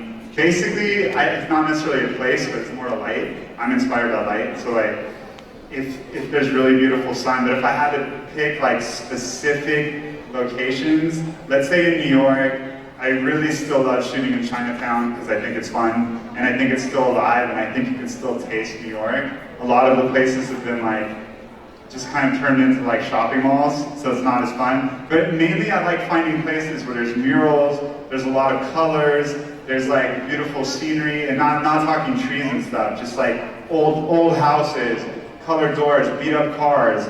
Like in Los Angeles, I love East Los Angeles. There's tons of like Catholic murals of like the Virgin Mary and Day of the Dead murals. And there's old cars that are like, you know, just really like 1960s, 1950s cars. I love these kind of places because there's so much character. And if you have somebody that's in a cool outfit, all they have to do is stand there and it creates itself. So I think in most cities, it's kind of the same vibe. I don't care where you are, anywhere in the world. It's fun. Dude, I see so many amazing cars here where I'm like, wow, just put somebody there, you know? Yeah. And one question to you. What about music? What music do you love? What music do I love? Yeah, I'm kind of a hippie, an old hippie at heart, so I still love the Grateful Dead. But I like a lot of music, honestly. I like listening to country music, but like old country, like Waylon Jennings, Johnny Cash. I like old folk music, and I like rock and roll, like a lot of rock and roll, but old rock and roll, like 70s rock and roll, because I think people were really tripping hard then, and like it was cool. And I like electronic music, but not like bad produced, but not like. I like the really well thought out electronic music, and I like my friends' bands. La Femme, there's a French band. Amazing. Of course, I like my friends' band. I like the Chili Peppers. I love listening to them because it's my friends, and it's nice because you can appreciate where they're coming from. And why don't you talk about your music choices? I like The Cure too. Love The Cure and The Smiths. I'm really into the 60s and 70s soul and jazz, and some Sade, Erykah Badu, and also some like 80s and 90s rap. I like Nas, actually. Really a big fan of Nas. Spanish music, yeah, it's true. There's some really good artists. Bebe is an incredible artist. I've always been very fond of Tambao. Also, I'm not sure if you're familiar with it, but yeah, actually, there's some really good artists, current artists like Rory or Anderson .Paak, incredible artists, very cool vibe. These latest albums that came out are a wide range from like funk to rock to hip hop to jazz and soul. They're both actually really good artists, Rory and Anderson .Paak. And yeah, I think there's some really good music coming. The guy that I showed you a picture of with all the tattoos, Ash, that was drinking the soda, he's making music now, and it's not out yet, but it's awesome. Like, I love it. It's so good. But nobody's heard it yet. But when you hear it, I'll share it, or maybe he'll come here with me or something. I don't know. Any more questions? I don't know where the mic is, but it's up there. Who is your favorite model? And I like that question. She asked who her favorite model is. I want to answer that too. It's a hard one.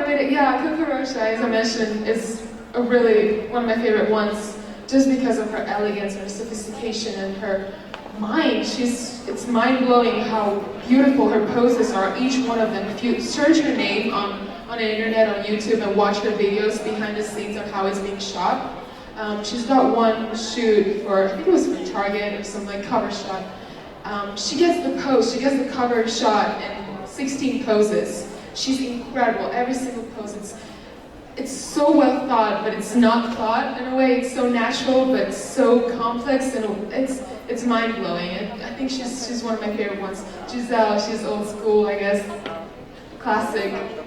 Her walk is incredible. Giselle has got this incredible. Vogue Russia has got an incredible walk too. She did a show for, who was it? I don't remember what designer it was, but she walked down the runway doing an Irish dance, and that was the most incredible thing I've ever seen in my life. But yeah, she's just fascinating. Got some really good ones. Yeah, I mentioned a lot of them. Like, I like looking at the old models like Jean Shrimpton, Twiggy, Lauren Hutton, Verushka, and then out of the newer models, like I love, Shalom was my favorite, because her body language is so incredible. These long, lengthy arms and their like Gumby figure. And then out of I guess the more like the generation that I work with, like Aaron Lawson, who I talked about, there was this girl Susan Elwood, she was incredible, because they really communicated with you and they gave you so much energy and like, there's a lot of amazing models, but there's some that can give it and like you can have that relationship with. I guess that's a question for everybody that's going to relate to differently, right? So I just wanted to know, have you got any favorite app or tool for editing your pictures? Any tools for editing my pictures? You mean like on my phone or on my computer? Dude, honestly, I gotta say I don't know much about editing photos. I don't edit my photos that much. Even though a lot of people think I edit my photos, I don't Photoshop my photos very much. Like sometimes we like fix a couple things, but I use a big camera, medium format camera, and I use a lot of backlight, so it's already like kind of beautiful from the start, at least light-wise and skin-wise. And sometimes people are like, oh, you over-retouched this. I'm like, this is a raw image. But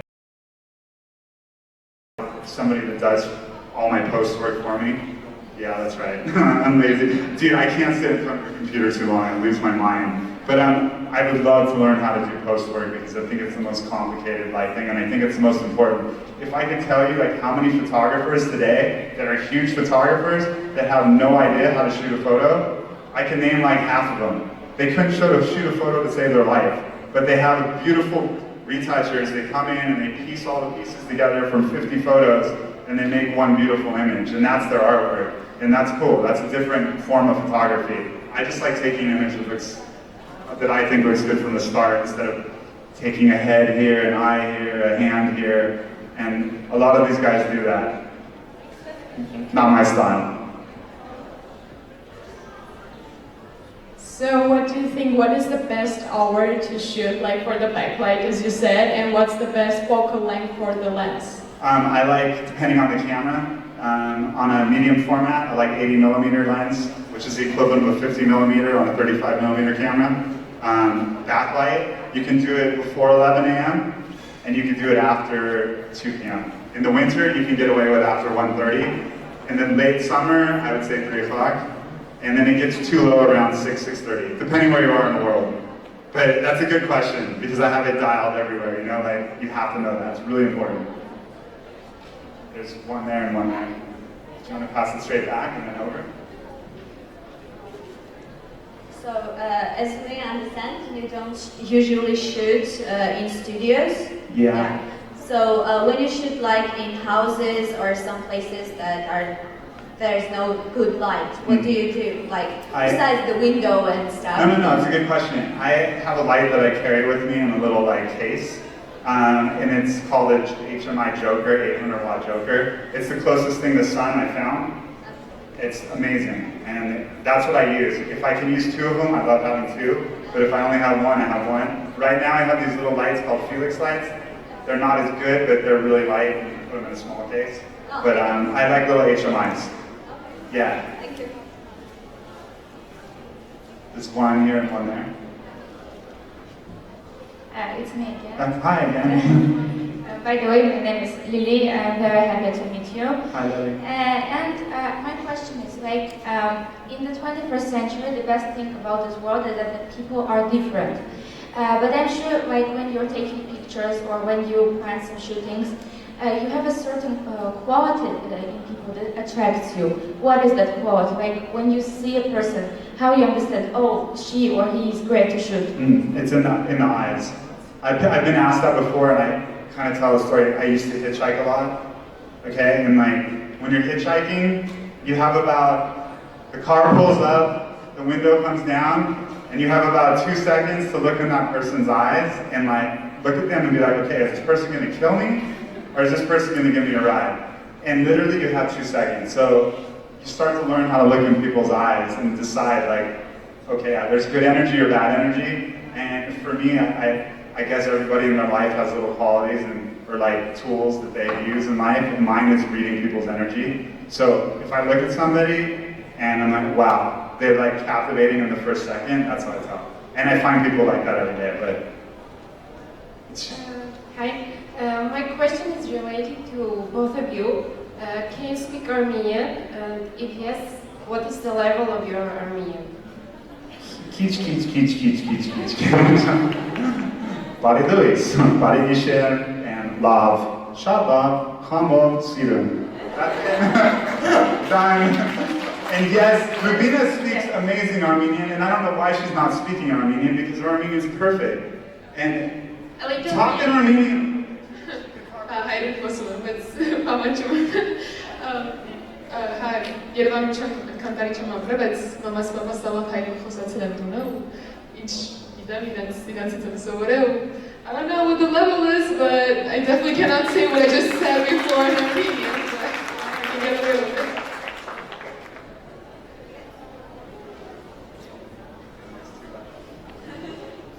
As I understand, you like to bring out people's personality in life, and how do you deal with people to make it easy? For example, there are shy people and so on. How do you work with models? I hang out with them a little bit, spend some time with them, and you can get into people's minds and lives. Like, it's just something you do to communicate with people. I don't know how to explain that one. That's just a personal thing. Like, I like hanging out with people, and I like talking to them, and I like to know what they're about. So I think it's really down to that. Like, I love spending time getting to know somebody, and once you have that little communication. And if there is circumstances when you don't have so much time, for example, some shooting, you go and just see that model. Yeah, it how happens. do you figure out? It happens sometimes. Like, if sometimes somebody is not super inspiring, but I don't know, somehow it always works out. I don't know why, it just does, dude. I don't know how to explain that one. That's like the magic of it, I guess. I'm gonna pass that back and there's her in it. Thank you. Hi. Hi. This is for David. How are If you? I get it right, you can find beauty and art like everywhere. Mm-hmm. So I'm gonna ask you if it is possible to pick a girl or maybe two right here who could be potentially your model for a short poster, because like we can see your art in the real time. That's a tough one. I'm not gonna answer that. Yeah, I do. I've seen a lot of faces. Honestly, I was looking and I've already like seen people in this audience, so I was like, okay, cool. Do you really want me to do that? That's Because horrible. I've noticed a couple, maybe. You do? Dude, I cannot, like, honestly, if you want to, like, if I was, like, picking stuff from the audience, you know? Like, I noticed your hair right away. I noticed her eyes right away. Like, those are things, like, immediately I was like, bam, bam. But there's also a lot of, I can see that about 50 people in this room, because I think I've looked at every single person in here, so. I could literally go around the room and pick something out. Like, honestly, I've kind of inspected everybody. But that's a tough one, you know? I see. But yes, there are people in this room. Thank you. Yeah. Yeah, some more technical questions. Just, I was interested, like the car photos. With which lens did you shoot the car photos? Mm-hmm. And what is your favorite lens to shoot with? Wait, which car photo? I think. The one with Candace sitting inside? Yeah. That one. I shot that. That one, you know what? I actually used two lenses on that shot. I used the 50 in case I wanted to crop in more, but I think I ended up using the 80. And that's on medium format though. So that would be a 50 millimeter on a Nikon or a Canon. And just standing back a little. And sometimes I don't like super wide lenses because the light comes over the top and you get a lot of like lens flare. So I like the tighter lens and just stand back a little bit because it doesn't let as much light in. But you can open it up to let light in, but it doesn't hit the lens. Do you know what I'm saying? Yeah. So that's my favorite lens, 80 millimeter on a medium format camera. It's 99% of my work is done on that, except right now, because I broke my 80 millimeter the other day. So now I'm shooting a 110 and a 50, and it's like torture, but it's kind of cool because I'm learning again like how to shoot on a 110 and a 50. But 80 millimeter, yeah. Okay, thank you. You're welcome. Anybody else, or should we go to sleep? Okay. What is your schedule for the rest of this evening? I know this is like... The rest of this evening? Yeah. I know this is not a common question, but I would love to hang out with you. I mean, what do you got going on? Dude? I'm just kidding. Let's party. Dude, I don't know. I mean, whatever. I don't really have a schedule per se. I can tell you what my schedule is for the next month. I can tell you my schedule for the next month, but I can't tell you my schedule for the next 3 hours because I don't know. I was just wondering if you would like to hang out. I don't know. Yeah, I like that. That's bold and brave. Rubina. Yeah, let's do it. Yeah. Okay, awesome. Let's all hang out. We're hanging out right now. I know. Let's take our shoes off. Cool. Okay. I won't forget that.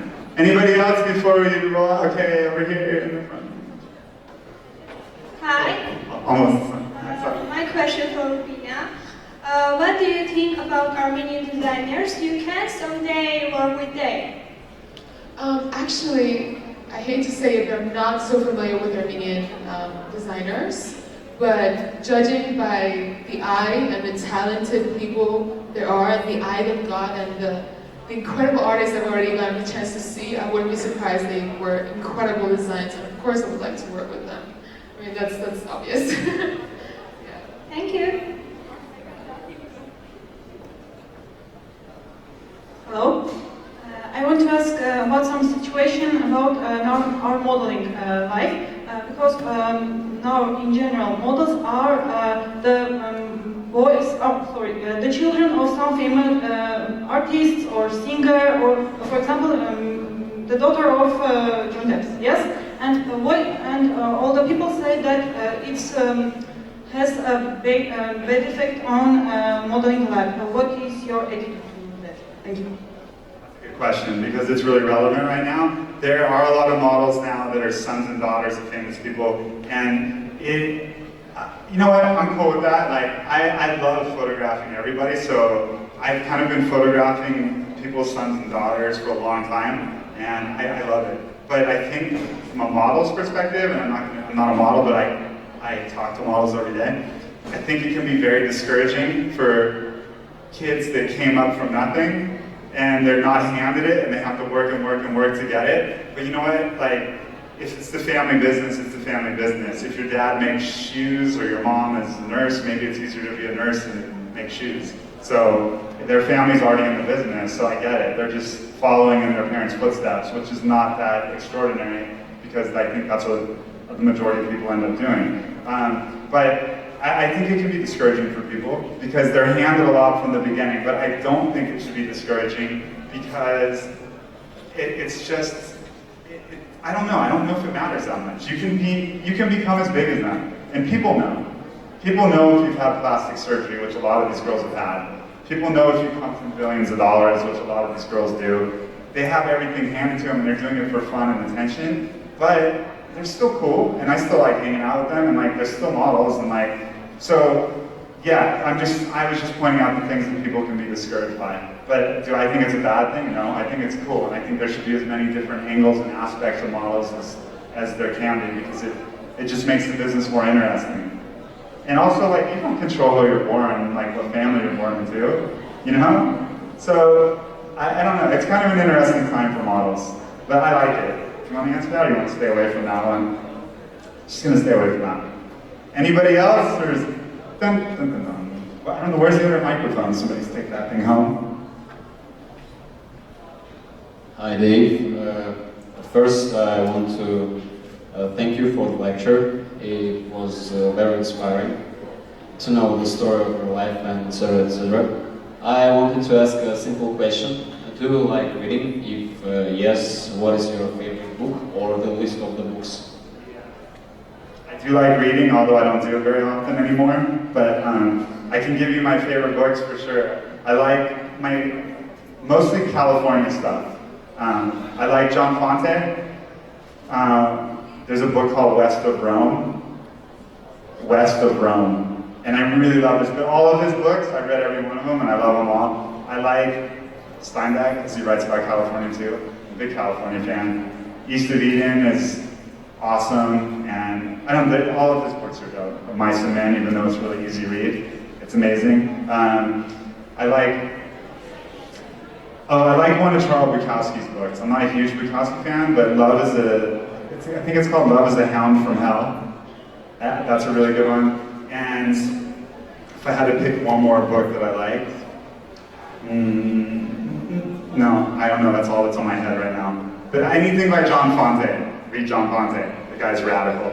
That's my thing. Somebody just gave me an awesome book though, but I can't remember what it is because I haven't read it. Do you have any books? She likes Harry Potter and what? No, I'm just kidding. I'm joking.